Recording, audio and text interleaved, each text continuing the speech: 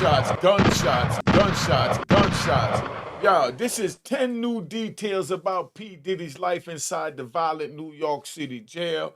Pay attention. We're going to break it down. I'm going to give you my expertise opinion to go along with the, correspondence to let you know what was in the mind while I was doing my 26 years in jail. If you subscribe, hit the notification bell. If you're not subscribed, subscribe, hit the notification bell, hit the like button, follow me on Instagram.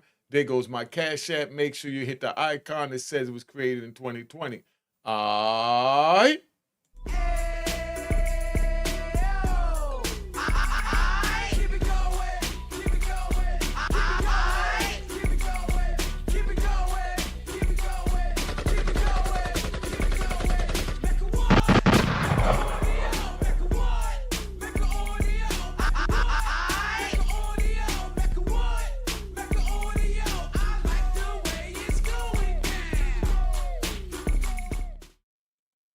You know what it is, Unique Mecca Audio, man. I'm going to break this down, and I'm going to show you a commentary done by Palace Hunting, right? I like using these people's podcasts because I get to get a little deeper and let you know what the mindset is, for these individuals when I do these crime stories. So sit back, let's enjoy the ride. We ain't going to waste no time with this. All right?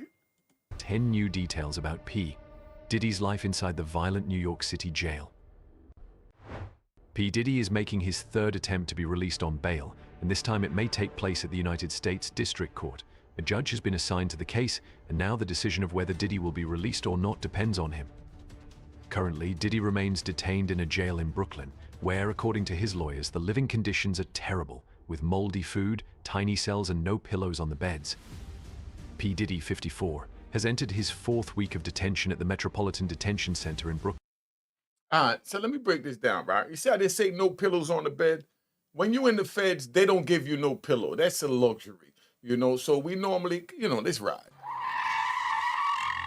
I feel like riding. Now, when you in the penitentiary and you want to lay down, you want to get comfortable, you know what I mean? We take let me tell you one, right?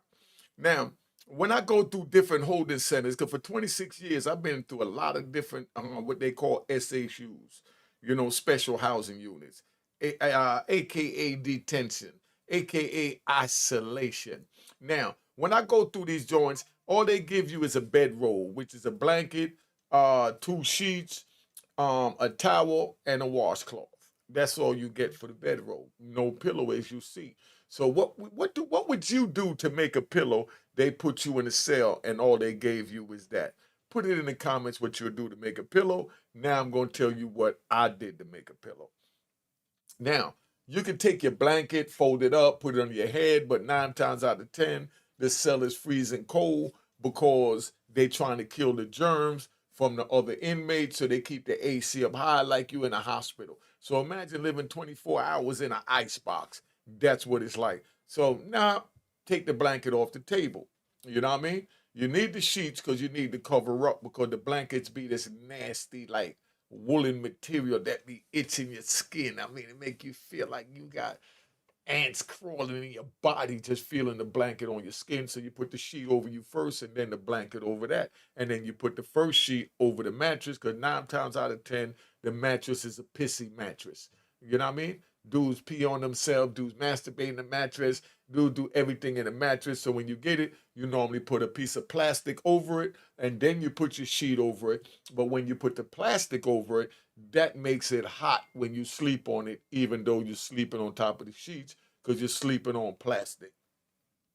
Very uncomfortable. But you have to do that to make sure you don't catch what they call scabies and all that they got in the jail. So this is what Diddy is subject to right now, being locked up. I'm going to get into real detail with this because I want y'all to understand this, right? But what I use for a pillow is my roll of toilet paper. Yes, toilet paper. You take the roll of toilet paper, you flatten it, and you put it under your head, and you lay down and you sleep like a baby. Welcome to prison. Welcome to breaking the law. That's why I tell the youth it's not worth it. Don't break the law. See, I just gave you that behind the scenes commentary. Let's keep it moving. Brooklyn, living a life completely different from the luxury of his mansions in Miami and Los Angeles. Now, look at this. Now, Diddy went from living in mansions and yachts and private jets to living in one of these cells behind me. Welcome to my world for 26 and a half years. Let's go. All right. Ironically, it was the evidence gathered at these mansions that led to Diddy's arrest in March. Federal investigators raided Diddy's homes in Florida and California to collect evidence for the case against him. We now have a clearer picture of what the investigators collected, including several AR-15 rifles with removed serial numbers, magazines, and illegal drugs. However, Diddy is not facing charges related to the possession of these items. Yet. Remember that. Instead, electronic evidence led to his charges in September. A major theme in this indictment is the complex satisfaction demands, orchestrated with late-night parties involving naked women and numerous celebrities like Leonardo DiCaprio, Kim Kardashian, and Justin Bieber. The government alleges that these events took place without consent. The indictment states that Diddy's pattern of abuse often involved drugging or forcing alcohol on the victims, often mixed with other substances.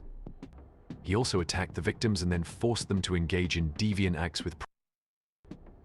Currently, the Federal Reserve claims they have evidence of these bizarre events, as Diddy often recorded them. Investigators seem to have collected dozens of videos and over 100 devices, including mobile phones, laptops, cloud accounts, and storage devices. They allege that Diddy used the sensitive and incriminating recordings he made during these bizarre incidents as a tool to ensure compliance and silence from the victims.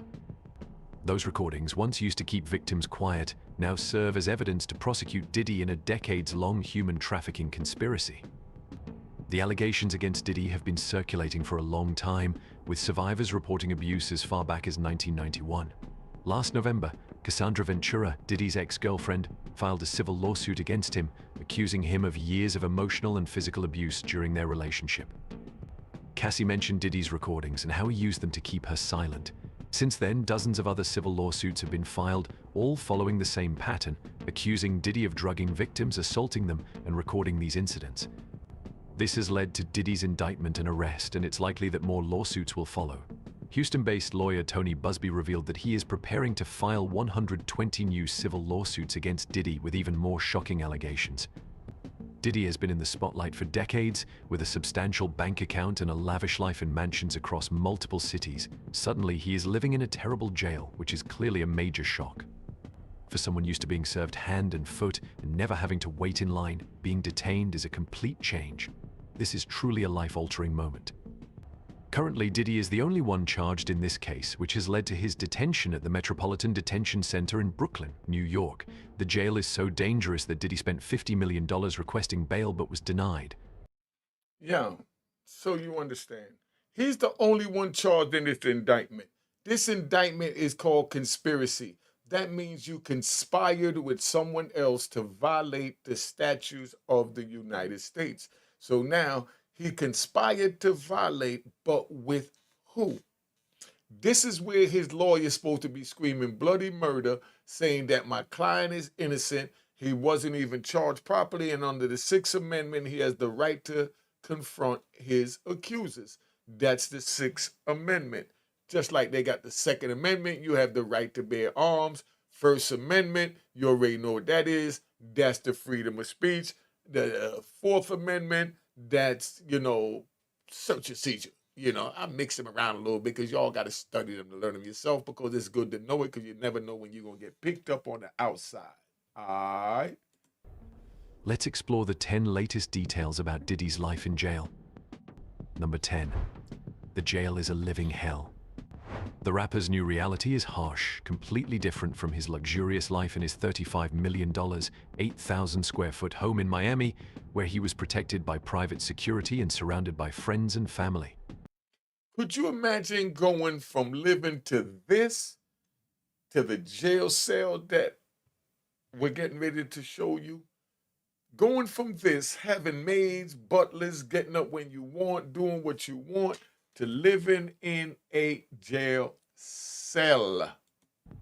In January 2019, a prolonged power outage pushed the jail into a crisis, leaving inmates nearly in complete darkness for a week, forcing them to endure freezing temperatures in the northeast.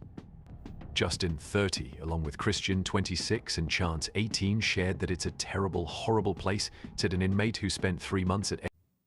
Look at that. That's the cell that Diddy's living in. That's a normal cell.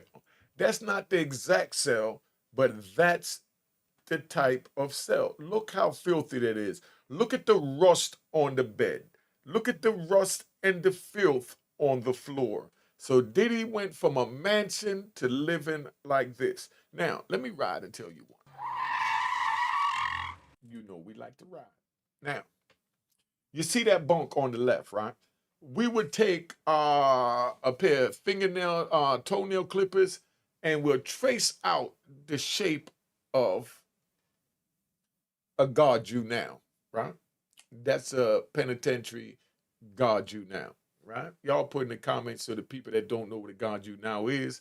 And just like, you know, you got the he cipher, monkey ciphers, they in here carrying all types of stuff. That might be all kinds of feces and, you know, semen and everything else in that cell from that. But we take the toenail clippers and we trace the shape of the guard you now, and then we take and just get a little hole put in that steel that you see over there, you know, on the left, right? Where's that? Right here. You know, steel right there. Now, we take a piece of dental floss and we put it through that little hole that we cut, and we sit there and we take a towel, a wet towel, and you take the dental floss, you string it through it, and you wrap it around your hand, and you sit there like this all night long, forcing to cut that steel with this dental floss. And for those of y'all, I know that sounds crazy, but yes, dental floss cuts through steel. So imagine what it'll do to your teeth. That's the #1 knife sharpener that we got in there. All right. MDC in 2019, there's no air circulation and the food is awful. Prison consultant Sam Mangle described parts of the facility as a living hell and added, MDC is probably the worst federal jail in the country. Could you imagine Diddy having to sit down on his toilet after sitting on solid gold toilet seats? Could you imagine Diddy having to smell the feces coming out that toilet water after in his solid gold seat toilet bowl he had sparkling spring water, and now he's dealing with this filth? Just put yourself in the frame of mind where Diddy's at right now is all I want you to do. Just think about what I'm saying, because this is nothing that you want for anyone, not even your enemy, if you are a God-fearing person, because you know that you'll allow God to take care of the problems that we have, not us, because God has a helper called karma. Remember that. God's helper is karma. These inmates are under 24/7 surveillance, with fluorescent lights and cameras on all day. Diddy undergoes a full body search every time he leaves his cell. You see what they said, right? Sorry to keep stopping it, but I got to break this down so y'all really understand. When I was in ADX, right, because you know we like to ride. When I was in ADX, they kept the lights on in the cell 24 hours a day. The lights never went on so the police could walk by to make sure that the isolation wasn't going to drive me mad to commit aside. You know what I mean? Just so you understand. But they kept the light on so long that up to this day, my left eye and my retina, it's like I don't see as good there because I used to lay on my left side to try and duck the light that was over here. And with the fluorescent light on all day, it kind of like pulled my eye to the light. Even while I was asleep, under my eyelids, my eyes was towards the light, and it weakened my retina, is what they told me. And my vision is kind of bad in my left eye, but you know, it is what it is. Welcome to prison. We can't cry over spilt milk. Let's get back to this. Inmates considered to be a danger to themselves are given rubber shoes and special eating utensils, and personal hygiene items like toothbrushes must be authorized. Yo, let me give you one, right? Let me give you one. Hold up. Let me give you one, right? Let me give you one. Hold up. I got to give you one, man. I got to give you this one. Yo, when I was in ADX, right? When I was in ADX, it was like Led to crazy, Diddy's arrest in March. right? Hold up. When I was in ADX, it was crazy because I had a female come visit me, right? When she came to visit me, I'm eating, and they used to give us this little bit of salad, on the tray. So I ate my little turkey sandwich, and now I went to eat my salad, and I'm eating my salad with my hands, right? I'm picking up the salad, eating with my hands, fam. And she's looking at me like horrified, like, and I'm looking at her like, what's wrong? And she's like, you're eating it with your hands. I'm like, what do you want me to eat with? You see this little spork? That's what they call it, a spork. That's a spoon with little notches on the end. That's supposed to be a fork, so they call it a spork. I said, you see this little spork they gave me? How you expect me to pick up this lettuce with anything other than my hands? So I'm eating with my hands, and to me it was normal, and to her it was abnormal. But from the world that I was in, living in 23 hours a day lockdown, it was the norm. To the world that she was living in, this in society, it was abnormal and disgusting because I was eating with my hands. But that's how they're gonna turn Diddy to eating with his hands while he's in prison, so that you fully understand what we're talking about. This is not nice. This is just what it is. So, let's get back to this video, man, so that we can do what we got to do. All right. Major theme in this indictment is the complex satisfaction demands, orchestrated with late-night parties involving naked women and numerous celebrities like Leonardo DiCaprio, Kim Kardashian, and Justin Bieber. The government alleges that these events took place without consent. The indictment states that Diddy's pattern of abuse often involved drugging or forcing alcohol on the victims, often mixed with other substances. He also attacked the victims and then forced them to engage in deviant acts with. Yo, they make him sound like a real monster, right? If he did this, he is definitely a monster. Currently, the Federal Reserve claims they have evidence of these bizarre events, as Diddy often recorded them. Investigators seem to have collected dozens of videos and over 100 devices, including mobile phones, laptops, cloud accounts, and storage devices. They allege that Diddy used the sensitive and incriminating recordings he made during these bizarre incidents as a tool to ensure compliance and silence from the victims. Those recordings, once used to keep victims quiet, now serve as evidence to prosecute Diddy in a decades-long human trafficking conspiracy. One charged in this case, which has led to his detention at the Metropolitan Detention Center in Brooklyn, New York. The jail is so dangerous that Diddy spent $50 million requesting bail but was denied. Let's explore the 10 latest details about Diddy's life in jail. Number 10. The jail is a living hell. The rapper's new reality is harsh, completely different. MDC in 2019, there's no air circulation and the food is awful. Prison consultant Sam Mangle described parts of the facility as a living hell and added, MDC is probably the worst federal jail in the country. These inmates are under 24/7 surveillance, with fluorescent lights and cameras on all day. Diddy undergoes a full body search every time he leaves his cell. Inmates considered to be a danger to themselves are given rubber shoes and special eating utensils, and personal hygiene items like toothbrushes must be authorized. You see, did you see what they just said? They give them toothbrushes. Toothbrushes be turned into knives. Take a little razor blade, melt the end of the toothbrush, put it in the end of the joint, and you already know what it is. Now, this is bananas to think that a man that was living like Diddy has to go through this. This place is meant for dangerous criminals and highly famous individuals. About 30 inmates on this floor are in single-person cells that are smaller than usual. A source added that there's also a recreation deck about 500 square feet in size. Number 9. Afraid to eat for fear of being poisoned. A former inmate named Larry Levine, who was held at MDC, revealed to News Nation that the food at the Metropolitan Detention Center is heavy on carbohydrates and incredibly bland. In addition to being moldy, Diddy's food often arrives cold since he's held in the area that receives food last. Moreover, the hip-hop mogul faces the possibility of being poisoned through his food. Sources say the food is far from appetizing. There's chili, shredded chicken with rice, and Wednesday is burger day, but it's just one thin patty like shoe leather, said the first former inmate. The usual daily menu includes oatmeal and bran for breakfast, chicken sandwiches for lunch, and Salisbury steak for dinner.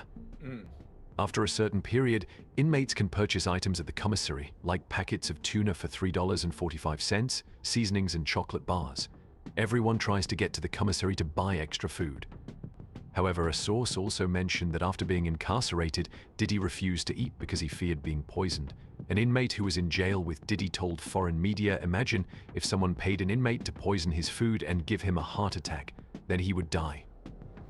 In Diddy's bail request, his lawyer noted some courts in the district have acknowledged that the conditions at the Metropolitan Detention Center are not suitable for pretrial detention. The New York Times previously reported that the lawyer for Edwin Cordero, a prisoner who died following a brawl in jail, reflected on the terrible environment his client had to face in a letter to a federal judge in June. The lawyer described the federal jail as overcrowded, understaffed, and neglected, resembling a living hell. What do you think about the food here? Share your thoughts. Number 8. No pillow in prison. His daily life behind bars is completely different from what he used to rap about and boast on social media, with a private chef, assistants, and staff catering to his every whim. When he wakes up, Diddy stares at white concrete walls, a far cry from any decoration in his mansion.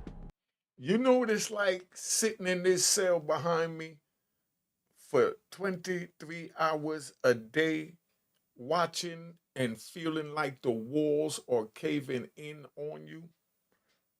That's the most mind-torturing thing ever, and that's where you must learn to read. Because if you read a book, it'll help you elevate beyond the walls to let you forget about the problems that you're now subject to living through. Now Diddy will have to follow a strict schedule for eating, bathing, and laundry. Nearly 1,600 inmates at MDC must wake up at 6 a.m. Diddy's charges are a problem within the Bureau of Prisons. He will be yelled at and threatened by others. Yeah, you see that? I get up to this day at 5 o'clock every morning because the prison doors open up at 6. I like to stretch, get my push-ups in just in case when the doors open, somebody from the night before got a beef with me and want to run up in my cell. I got to be what we call suited and booted. That means my boots on, laced up, my khaki uniform on, you know what I mean, on my sweatsuit. But I got to be suited and booted and ready for whatever, because if I can't protect myself, I can't protect my comrades. So if you're sitting there sleeping in bed when the doors open, your comrades is going to look at you like you not down for us. You're not even trying to protect yourself. So how you going to protect us? So every man that's doing real time, that's surviving, they get up before the doors pop. And that's why to this day, I still get up. If I get at 4 in the morning, I still get up at 5. Because the door's going to pop at 6. You know what I mean? Let's get this thing moving, man. The scariest part is that Diddy has to wake up on a steel bed with a mattress that's only 1.5 inches thick, without a pillow, in a 6x 9-foot cell that I can assure you is disgusting, said a source. The facility's special housing unit, where Diddy is being held, essentially has only a 3x 5-foot space to move around in. Yo, you see this right here that you're looking at behind you? This is how Lum Park, California look. This is how Cherry Hut look, in the shoe and in the units. See those rails that's going up above me right there? In Lum Park, they got 4 floors like that. I seen a dude jump off the 4th tier to get away from a dude that was chasing him with a guard you now. Somebody put in a comment what a guard you now is. But he jumped off and doggone almost broke his neck, but he got away from that guard you now. Number 7. Violence is common in prison. His case has now been handed to Judge Jane Subramanian, appointed by President Joe Biden in 2022 and started her duties in 2023. She previously served as a law clerk for Supreme Court Justice Ruth Bader Ginsburg and oversaw the Justice Department's antitrust case against Ticketmaster, which came to light after the website crash incident in 2022 when Taylor Swift fans tried to buy concert tickets. Meanwhile, Diddy remains held at MDC Brooklyn. The Metropolitan Detention Center opened in 1994, notorious for violence, filthy living conditions, and several cases of inmate suicides. The Metropolitan Detention Center is always understaffed, frequently on lockdown and plagued by outbreaks of violence and delays in accessing medical care.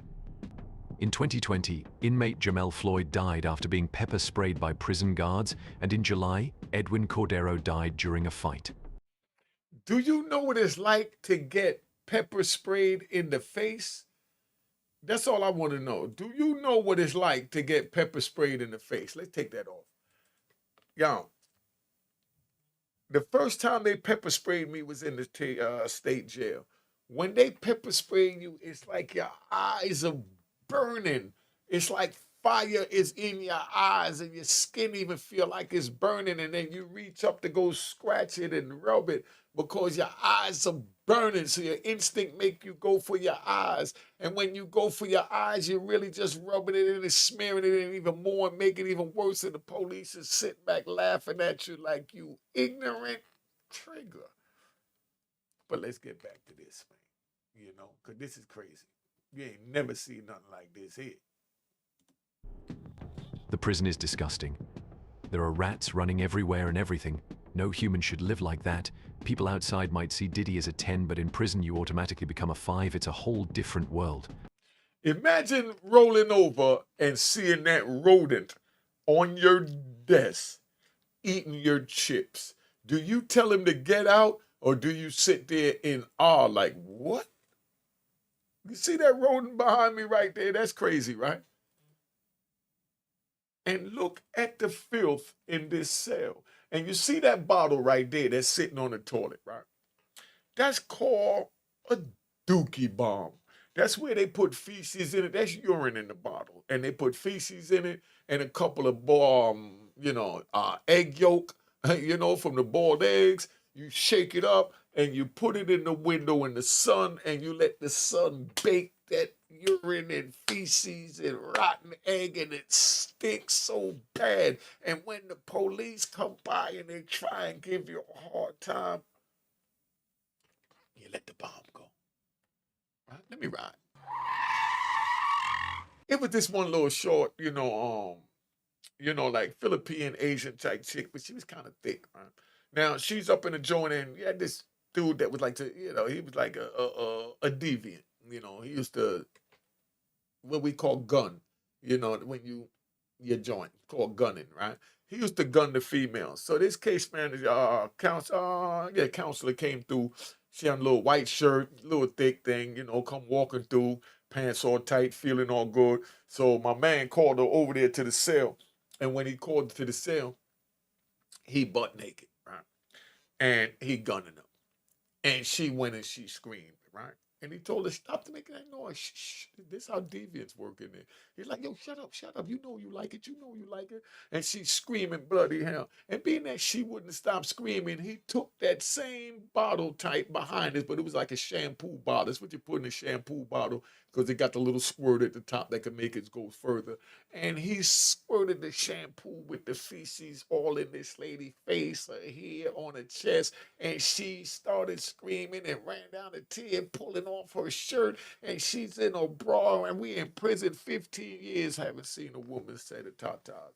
And here she go ripping all the joint off, and you could see the dookie bomb running all down her chest, and she rubbing it on and trying to get it off her. And she ran and jumped into the inmate shower to wash it off. Is how bad she felt. And my man just kept laughing. When the police came down the tier to see what happened, she told them, such and such, call it that's called a gunning, right? Like he was gunning me. So they run down there ready to go rough him up because that mean that he was choking his chicken at the chicken, and you know what I mean?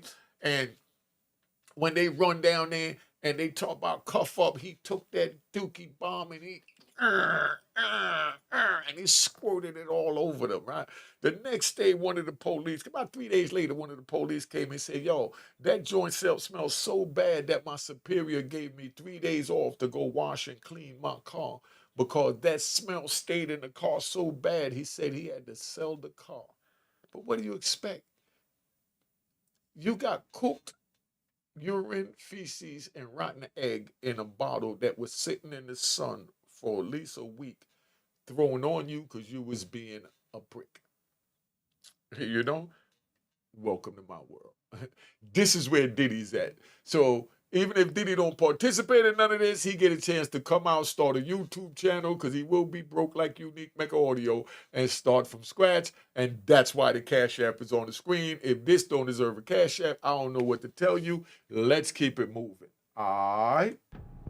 His legal team pointed out that this prison is notoriously dangerous, with lawyer Mark Nefo highlighting severe issues like violence, poor conditions, overcrowding, and understaffing.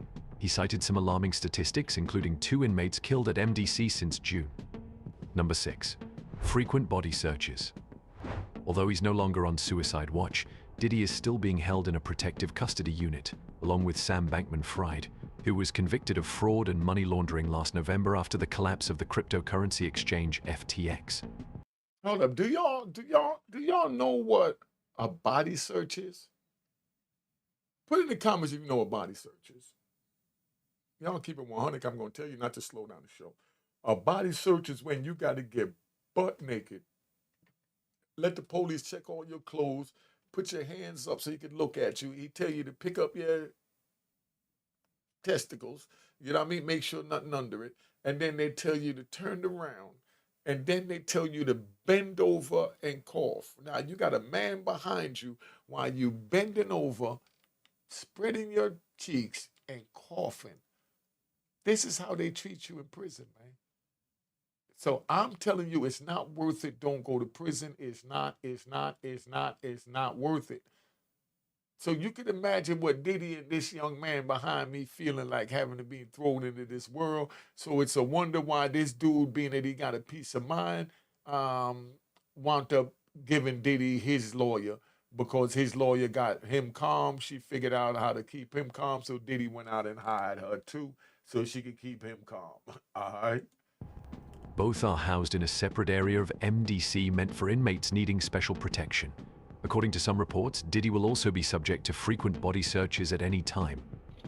It's an unpleasant experience. Diddy will have to strip completely. The guard will check his mouth. They'll tell him to turn around, bend over, spread his buttocks, cough, turn back, lift his genitals, and squat. According to a lawsuit filed on behalf of inmates, prisoners have allegedly been confined to their cells for days and forced to endure non-functioning toilets inside their cells and other unsanitary conditions. Number 5. Limited communication. Hold up. Before we even begin, right? Before we even begin, let me come up here real big and talk to my people, man. Let me talk to my people. Let's talk about these toilets, right? We're going to ride.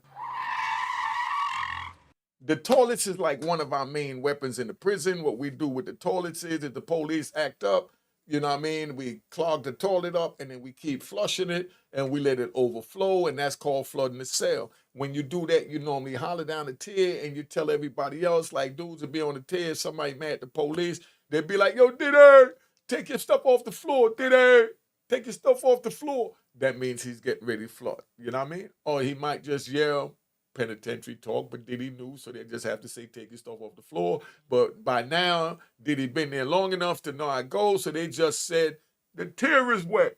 The tier is wet.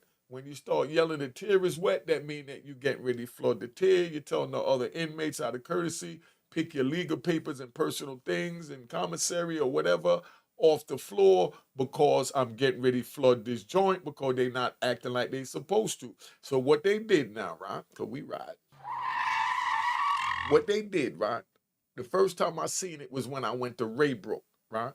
I go to Raybrook, I'm in a hole. I use the, my cellie used the bathroom, and I'm like, yo, come on, man, flush. You know what I mean? We call it a courtesy flush. Y'all been in prison, you already know.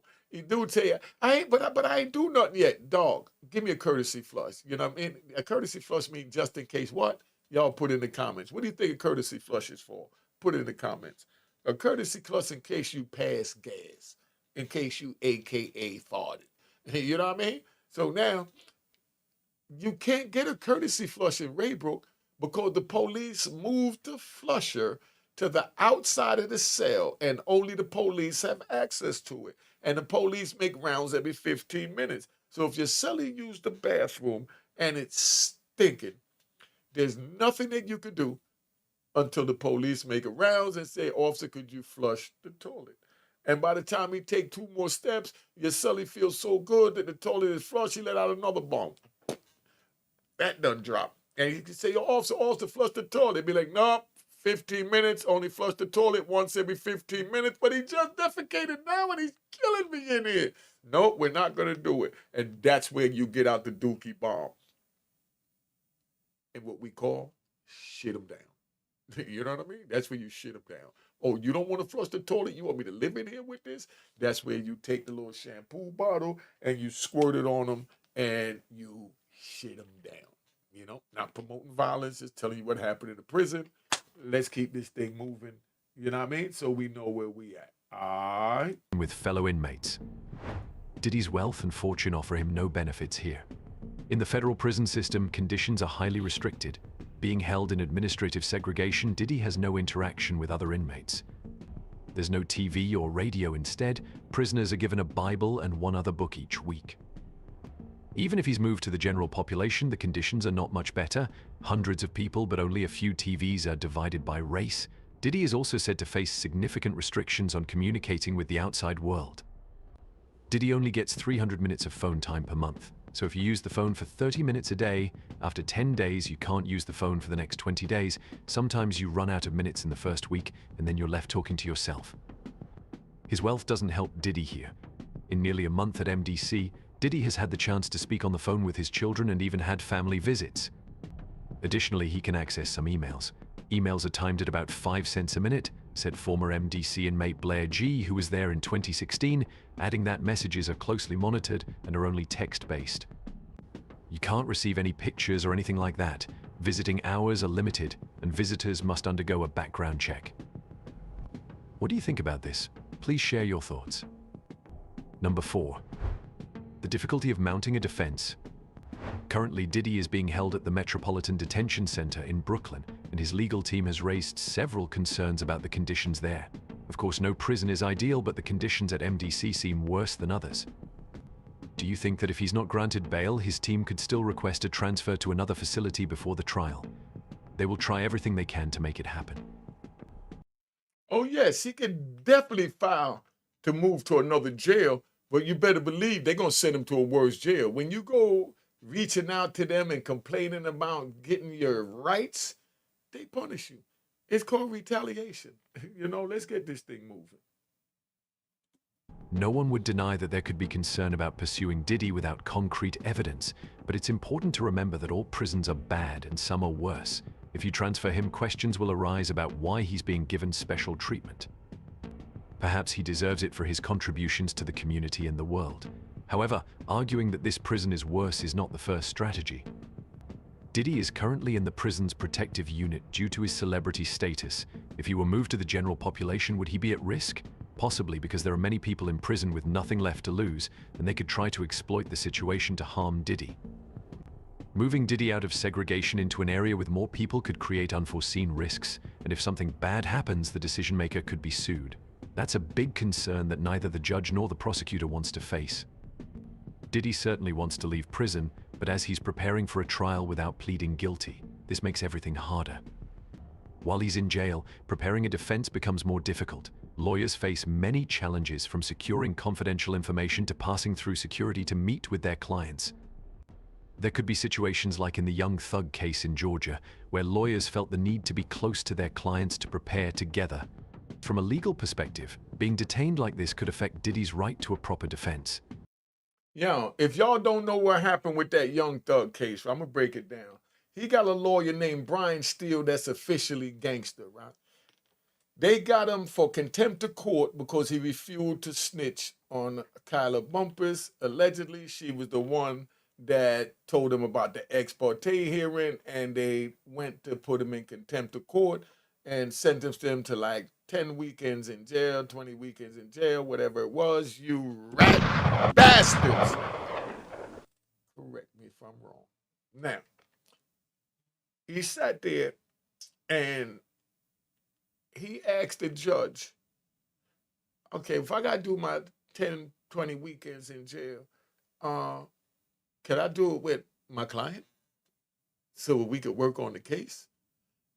Now, what lawyer is going to talk about he want to be incarcerated with his client instead of groveling to not be incarcerated? That was gangster.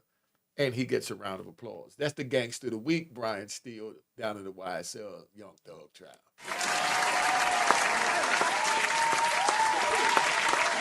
That's it. That's it. Calm down, y'all. Calm down. Let's get back to this.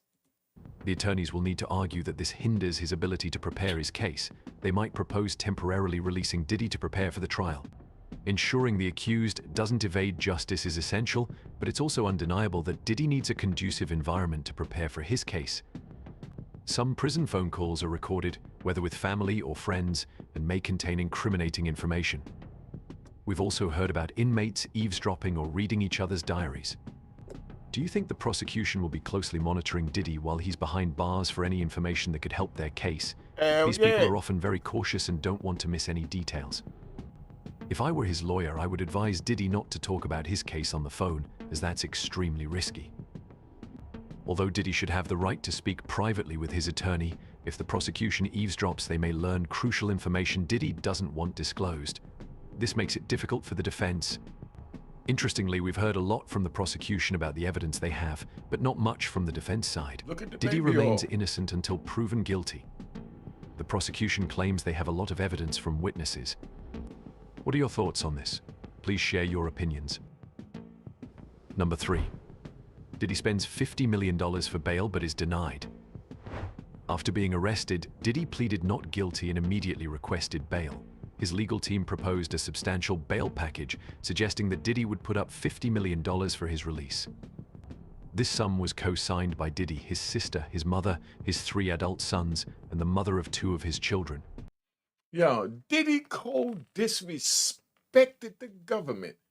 And I know they wanted to give him gunshots for even offering him $50 million lousy dollars when he allegedly gave Cassie over $100 million. So all it's worth for you to go see your family and be free to fight this case is a lousy $50 million. Do we look like we're starving? Do we look like we're running a YouTube channel here? Or does it look like we running the federal government? You know, that's where they at, man. Come on, Diddy. Stop disrespecting them peoples, man, and kick the bag out, man. Supposed to offer him $500 million, man. Come on, dog. The defense also proposed that Diddy would be subject to strict travel restrictions, including the use of GPS monitoring and limited contact with female visitors. However, Judge Andrew L. Carter denied the request, citing concerns that the bail amount was insufficient to ensure Diddy would not flee or compromise the integrity of the case. Now, with a new judge appointed, there is a possibility that the bail package could be reconsidered. However, the new judge may be even stricter, as the previous one had already ruled against his release. Judge Robin Tarnowski also denied Diddy's bail, citing concerns over his apparent anger issues and history of substance abuse. She expressed fears over the potential danger he could pose to the community and the possibility of witness tampering. If the new judge approves bail, questions about fairness may arise. While $50 million is a significant sum, the core issue remains whether Diddy could potentially evade trial. Many people are willing to forfeit large sums to avoid jail time, and clearly Diddy has the financial means to flee if he wanted to. And he'll leave that $50 million behind like it's nothing. The judge must weigh whether, with restrictions in place, Diddy could still be a flight risk. Although the defense is aware of the previous reasons for denial, they might approach the matter differently this time. We'll have to wait and see if the new judge will allow bail. Diddy's defense attorney Mark Agnifilo has stated that he is appealing to the Federal Court of Appeals to overturn Judge Carter's ruling and have Diddy released. The attorney also aims to have his client moved to a different prison, though this request has yet to be granted. What do you think about this? Do you believe Diddy deserves to be granted bail? Share your thoughts below. Number 1. Judges fear Diddy will flee. As mentioned regarding the bail issue, Diddy has been denied twice. Both judges pointed out that he has vast resources and the ability to flee using his wealth and access to private jets. This is a valid concern for the judges, as no one wants to face criticism for allowing a potential flight risk to escape justice. Despite the presumption of innocence until proven guilty, the decision of whether to grant bail in Diddy's case is complex. Some judges are naturally wary of wealthy defendants who might be tempted to flee. However, there are monitoring options like ankle bracelets and tracking devices that could provide alternatives. If Diddy can cover the cost of these protective measures, it might open up another possibility for his case. It's interesting to note that despite all the money and resources Diddy has, why hasn't there been a solution allowing him to be placed under house arrest? While it may sound like special treatment, the reality is that keeping someone like Diddy in prison is costly to taxpayers. He also cannot be placed in the general population, where everyone wants to get close to him. Perhaps there are solutions that his $800 million fortune and connections could help create, like building a private prison just for him. It's intriguing that they refuse to make exceptions and keep him on the same level as others, despite his financial situation. For judges, this is a no-win situation. They will act cautiously and keep him detained out of fear he might flee. This leads to a situation where individuals who could be granted bail end up living a life of incarceration. Looking back, Diddy was raided by federal investigators in March, so it's clear that he was aware of the situation. Hey, yo, look at that. All of this for a dude freaking off. And he's going to lose his company. I got another video that I'm getting ready to drop. I might drop it before this, after this, or whatever, where we break down the financial woes and how they're going after the bag, because that's what this is all about. All this Homeland Security to go get freak tapes. This is what the taxpayer monies is going to? Come on, man. Y'all talk to me and let me know. If Diddy had intended to flee, he had ample time during the 6 months between the raids and his indictment. His defense could emphasize that he had numerous opportunities to escape but didn't. He's willing to comply with any court-ordered protective measures, even bearing the cost, as he believes in his innocence. The law mandates that Diddy should not be treated differently, just because there is more evidence against him than against others. Prosecutors should not pursue a case they aren't confident in winning. You see the way they just said that, right? It's the prosecutors and all that, right? They ain't supposed to pursue a case that they can't win, and Diddy's supposed to be treated the same as other inmates, right? So if he's supposed to be treated the same as other inmates is capable of getting bail, right?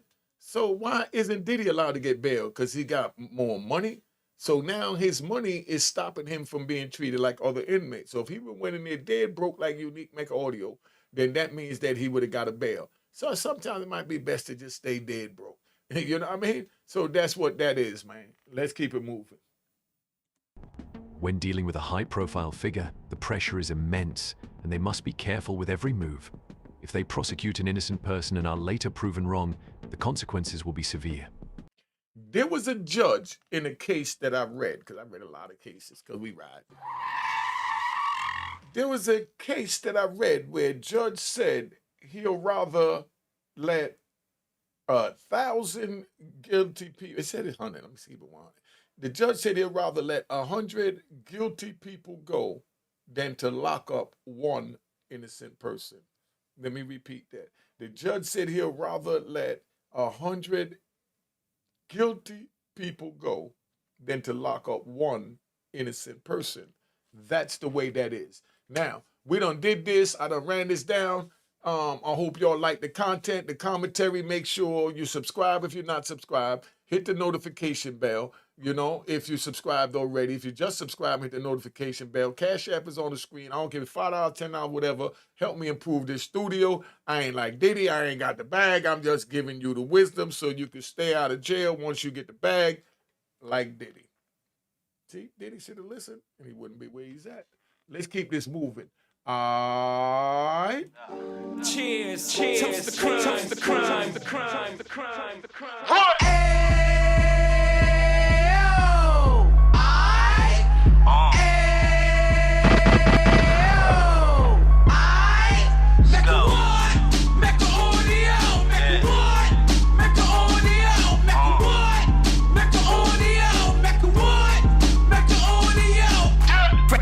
Out the can of 26, heat back on the strip, getting back in the mix. What he mentions a gift. You stand up 10 toes down, and I suggest you pay attention to this. Take a little gully posse and put it in hall. He cut from the bottom, came up from the bottom. Drop the book, you should go and get it. An Instagram page and a YouTube you could go and visit. Then you could consider yourself LinkedIn. Sit front row and get Jews from a kingpin. How he went through it so you ain't gotta go do it. To not pay attention would be stupid. Talking about a man that probably put your grandfather on. Probably the reason that him and your grams got along. A man that generated millions on the block, did his time, never squilling to the cops, Mecca audio.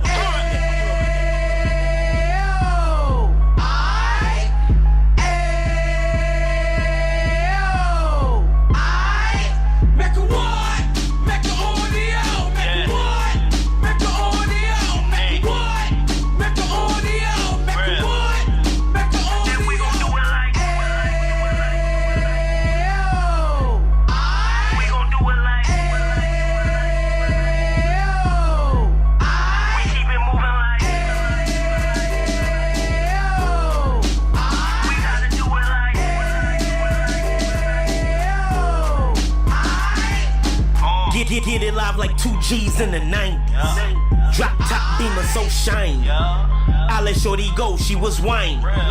Treat her like my past, she behind me. Spend a couple bands on the Dapper Dan. You be back again, getting green like a Packers fan. No cap, it's a raw in Uptown. They be horn Uptown, Dominican bust downs. Now we on the positive, we got a lot to give. Now he trying to stop the kids from being inoperative. So take heed, homie, lend an ear. He started in Uptown, he gon' finish there.